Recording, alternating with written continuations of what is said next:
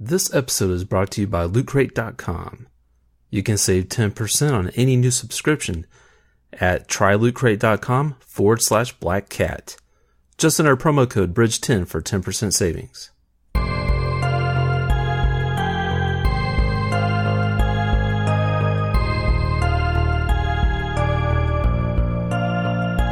Is imagination simply contained in the mind? Or does it tap into an unseen world with messages waiting to be told? There is a place where legends cross over into our world, where strange visions and whispers beckon, and superstition takes hold. Step into the Black Cat's shadow.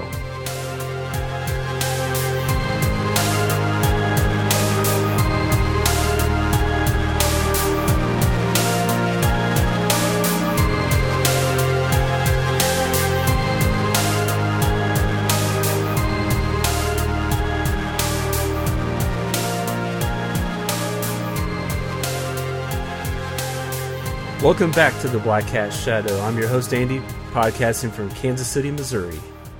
And I'm Phantom Dark Dave, coming at you from the heart of Texas. Our guest today had an internship with Roger Corman's Concord Pictures. He made his first feature at the age of 22 and has been contributing towards the horror and science fiction genres ever since. He writes, produces, directs, edits, and has even gotten his hands dirty with some cinematography. His work includes The Beast of Bray Road, Exorcism, The Possession of Gail Bowers, Hillside Cannibals, The Hitchhiker, Fluebirds, The Penny Dreadful Picture Show, and Piranha Sharks, to just name a few. He has been a key contributor to Asylum Entertainment and other media feeds, the guy who brings us the movies that we want to see. Give it up for Mr. Leigh Scott. Leigh, welcome to the show. Oh, thank you very much, guys. How you doing? Doing good. Leigh, so I was looking through your, all the many films that you made, and the one that definitely piqued my interest, and I had seen it around, but I just hadn't taken the time to watch it, was Beast of Bray Road. On October 31st, 1989, a strange beast was spotted in southeastern Wisconsin. Since then, several eyewitnesses and a single photograph have surfaced. The beast has never claimed a human victim until now. The Beast of Bray Road. And I actually sat down and watched it the other day. And did you base that off like the Dogman urban legends? Yeah, I mean, I'm from Wisconsin. I grew up there. I was there until I went to college at like 18. And the whole Bray Road thing was an actual, urban legend. It was on the news. People were talking about it when I was growing up. So I just kind of took that story, the basic rough things I remember as being a kid, and turned it into a film. I mean, it was actually, people actually were attacked by some kind of creature and claimed some stuff. And there's never any photos of it, but people were definitely convinced that there was some kind of weird werewolf / Bigfoot type creature that was running around, rural Wisconsin when I was a kid. Yeah, and I've read about that too, and it's just, those kind of things are really fascinating. We do like a series where we focus, each episode's a different state, and we talk about each state's urban legends and like some of the movies that have come from that. So it's really cool to see that you made Beast of Bray Road, and I really like the direction you took with it too. No, it's actually interesting too, because at the Asylum, when I was making those films, I had this idea. I wanted to remake all the Universal classic monster movies, or make like updated versions of them, which is why there's Dracula's Curse, The Beast of Bray Road. There's each sort of Universal monster. We're on pace to do it. We never finished, but I never got to make a Creature from the Black Lagoon movie, but that was definitely discussed and on the books. Oh yeah, that would have been great. Because that's my favorite monster, definitely. And that's what I was gonna. And I noticed you did do a Frankenstein movie, so I was gonna ask. Yep. Why you did that? Why you chose to do a retelling of Frankenstein? But that makes a lot of sense, and I think honestly, your guys' retelling of the Universal monsters is probably better than what Universal is actually going to be doing. I definitely agree with that. I mean, what are some other directors or horror or science fiction films that inspire you? I'm sort of that age group where I was really little when Star Wars came out. So I was a little kid, and so Star Wars kind of set me on the path to do all this stuff. But I think sort of all those classic 1970s, early 80s, that whole era, like that's what I grew up in. That's what kind of shaped who I am. So, it's the sort of fun horror movies like the Gremlins, the Critters, that kind of stuff that I really kind of grew up with and wanted to make. Exorcist, Jaws, that sort of stuff. So more classic. I never actually was like a super huge horror guy when I first started out. It just sort of happened to be the genre that when I met the Asylum guys, that's what they were doing. So I sort of had to catch up a little bit because I was more of a fantasy science fiction guy. And then the horror films were sort of what was, being ordered. So I had to do some actual research to make something like Hillside Cannibals because I never had watched, Cannibal Holocaust or any of those kind of films on my own. Deep in the Mojave Desert, hidden within hillside caves, something is alive. Something that hunts only one animal. Hillside Cannibals, based on a true story. Yeah, it's definitely an interesting movie too. I'm gonna have to check that one out. With, of course, like movies like The Hills Have Eyes, they're based on like the Sawney Bean clan in Scotland or overseas there in Ireland. Did you base your Hillside Cannibals on any type of stories like that? Yeah, no, that was based actually on the Sawney Bean thing too, and it was basically the same basic concept. That was the whole Asylum thing back then, was that Blockbuster Video and Hollywood Video and those guys, they wanted more titles and they wanted films that they could put on video when the other films were in the theaters. That's how the whole mockbuster thing sort of started, because they discovered that some people went to movies in theaters and other people just always rented movies. So they wanted to kind of take advantage of the marketing or the excitement about something that was going on at the time. So that's Hillside Cannibals came out exactly when the Hills Have Eyes remake came out. So it was basically based on the same stuff. Whenever we could find something that was exactly the same as what the studios were doing or the theatrical films were doing, we would try to do it exactly as much as possible. Yeah, no, and that's a smart move, really. Because when, looking at the Asylum films, like I think I read somewhere that none of the Asylum films have taken a loss. They've all made money. Oh yeah, for sure.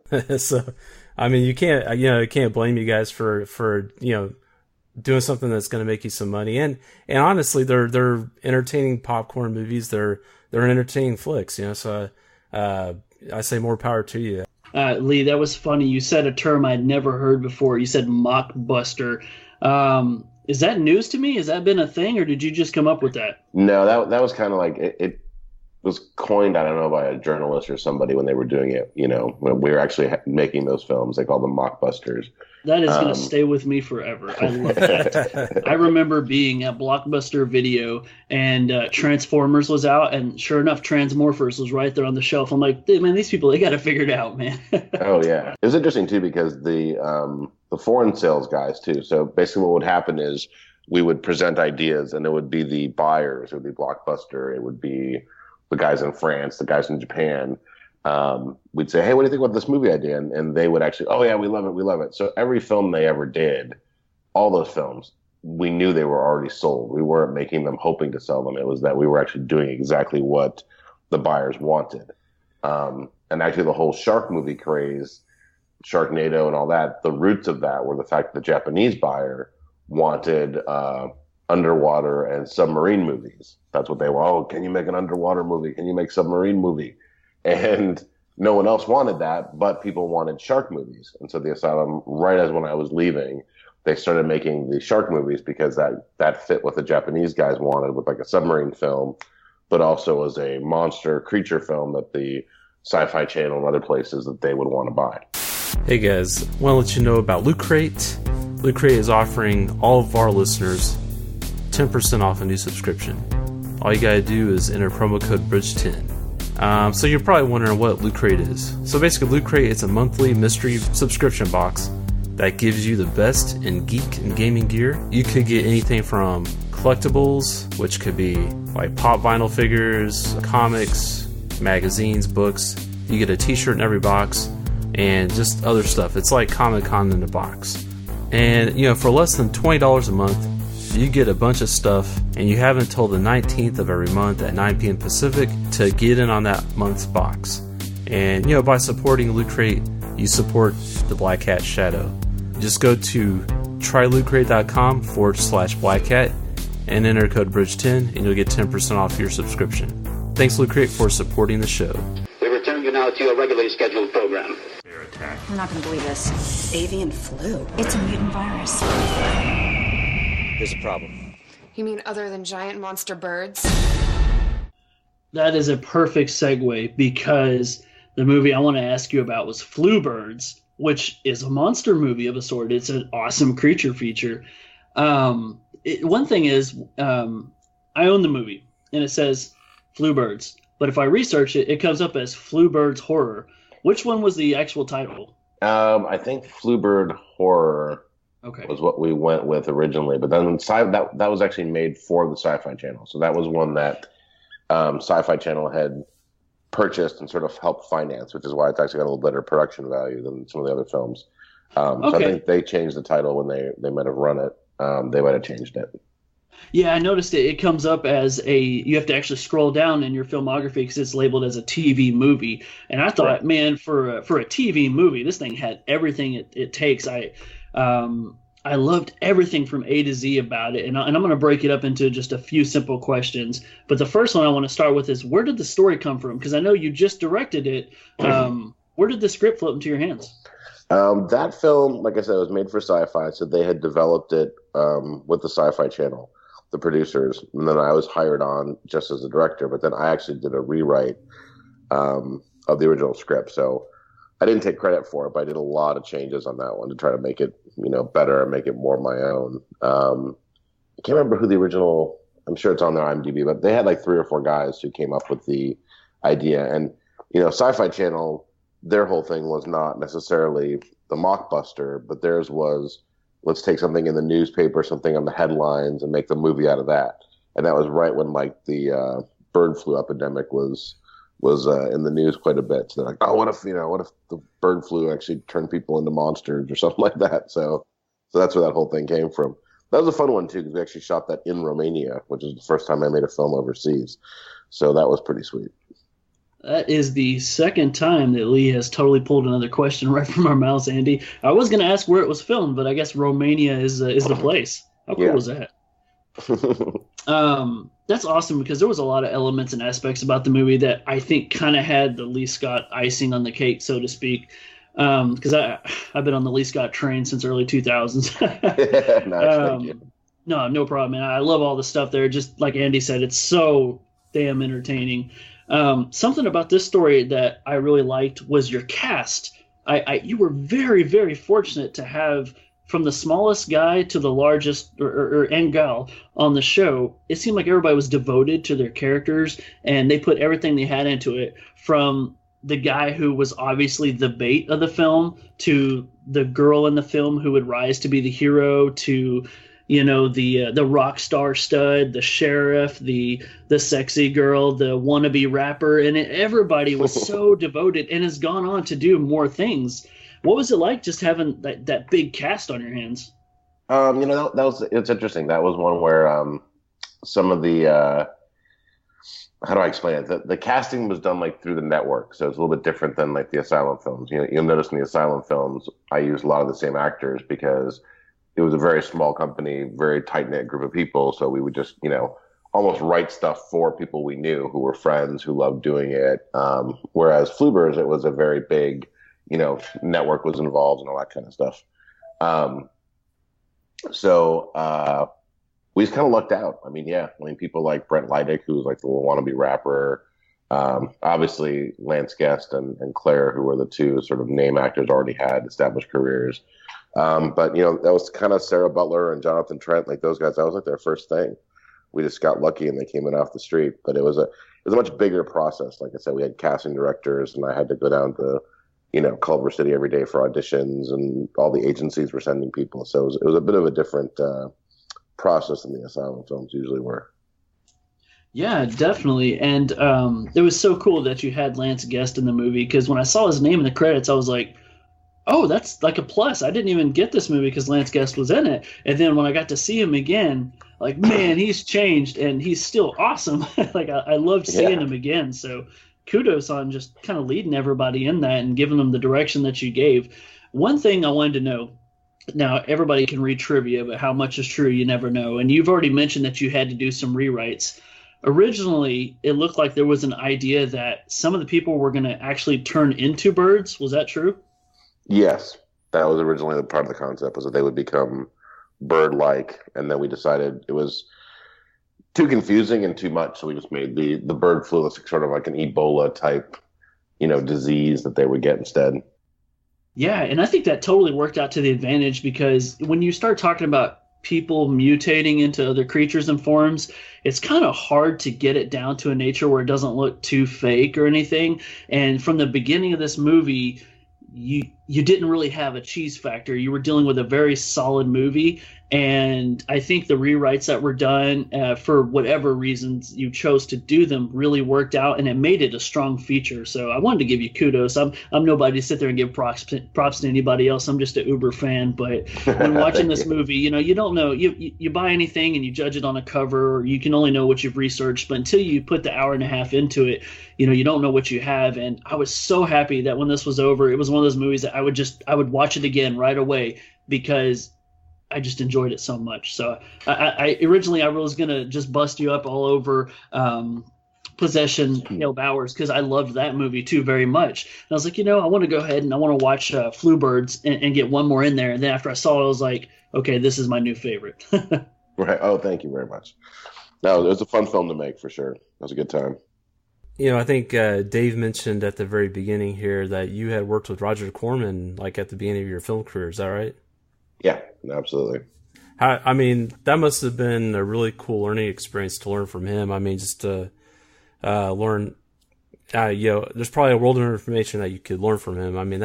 How was that experience working with him? It was great because I got to work in the production office close to Roger first in marketing. So I learned how to do the posters and, the whole process of the sort of like the office end of it, the legal, the scripts, the development.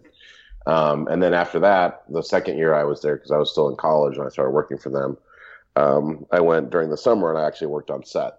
And so it just really built like a strong, work ethic, and to see that, I think a lot of times people, when they start off their careers, they end up working in very cushy sort of film jobs. And then when things get rough, they go, oh, this is terrible, this is horrible. But starting for Roger Corman first and having to like bring a sleeping bag to the set so you could sleep behind the studio, because it was, 18-hour days, and then the next call time was 4 hours later.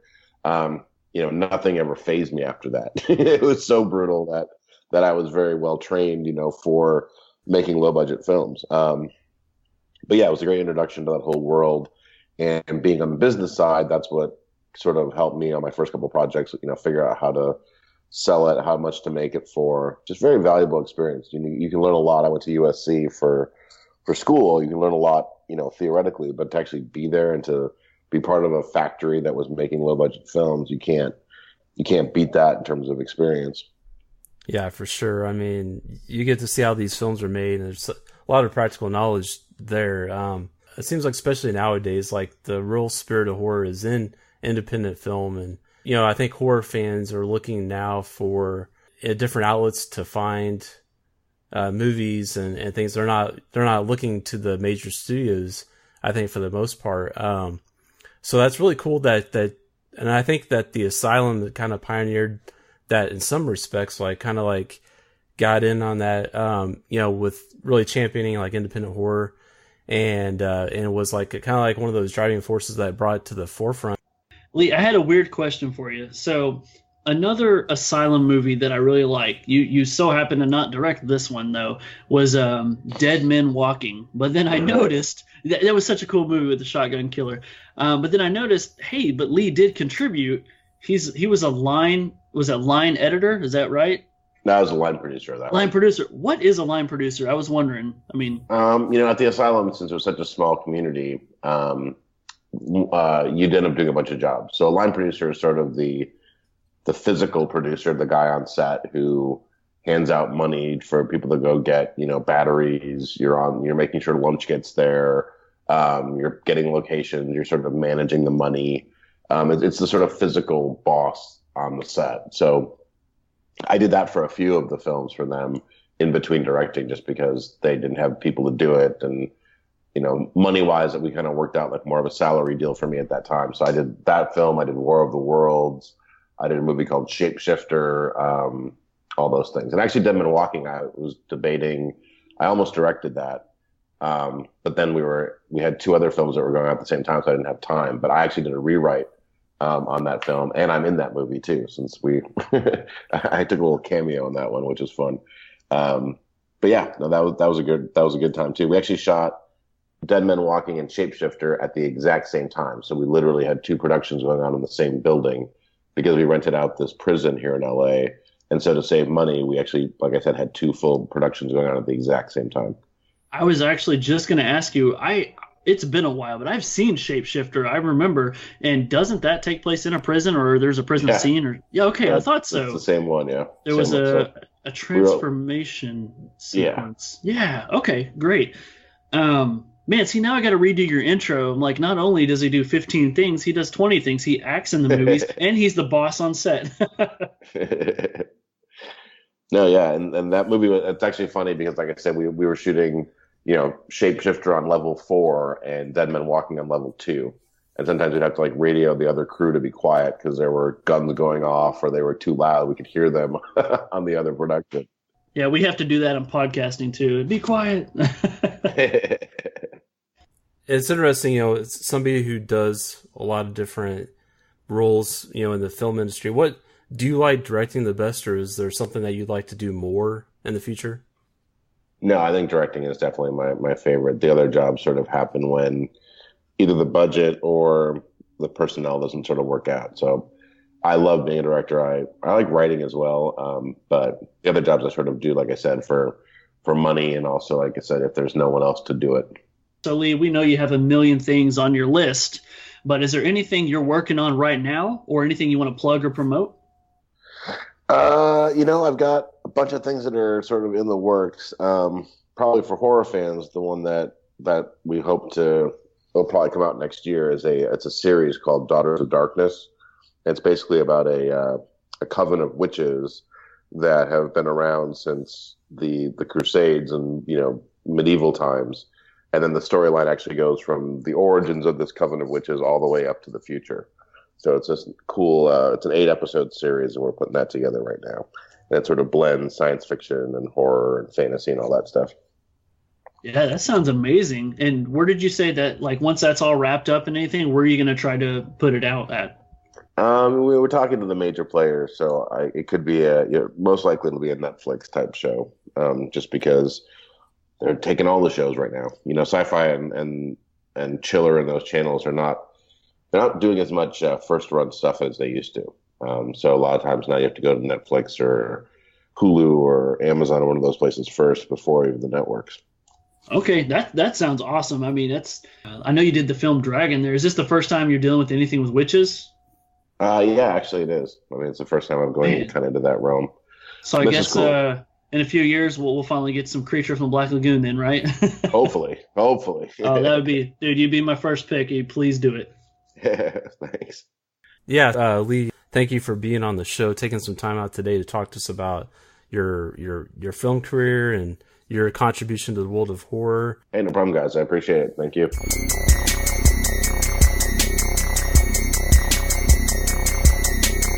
Thank you for tuning into this episode. We hope you enjoyed it. And as I said, the theme for this month is going to be exorcism movies. So the next couple of episodes are going to be some interviews with the director and one of the stars of The Black Room that is now currently streaming on Netflix. They're really fun episodes. We had a lot of fun talking to those guys. So tune in for those. And then at the end of the month, we're going to put out a chat episode where me, Dave, and Dakota all just sit down and talk about some of our favorite exorcism movies. We have a good discussion on exorcism movies, a little bit about their history, some of the more standout movies, some of our opinions on the movies, and Dakota even dropped some demonology knowledge on us, so stay tuned for that. And as always, you can find us out there on social media. We are on Twitter at Black Hat Podcast. You can find Phantom Dart Dave at Phantom Dart Dave. We are on Facebook and Horror Amino. You can shoot us an email at blackhatpodcast@gmail.com. And if you'd like to send Dakota a personal email, you can send one to him at dakshadowbane@gmail.com. That's DAKSHADOWBANE@gmail.com. Check out www.blackhatshadow.com, where you can find all of our past episodes and all the links to where you can download them and listen to them whenever you'd like. You can also find the link to our YouTube channel, just another avenue for you to listen to our episodes. And you'll find the link to our eBay movie store. Just another way to help out the Black Hat Shadow. We have some cool stuff in there. I've got a lot of VHS in there right now, a lot of old sci-fi and horror stuff. So all you tape heads out there, check it out. I'm sure you'll find something you'll love. So remember, guys, to take a closer look at the world around you, and you may just find that it is stranger and more mysterious than you thought, especially in the Black Hat Shadow.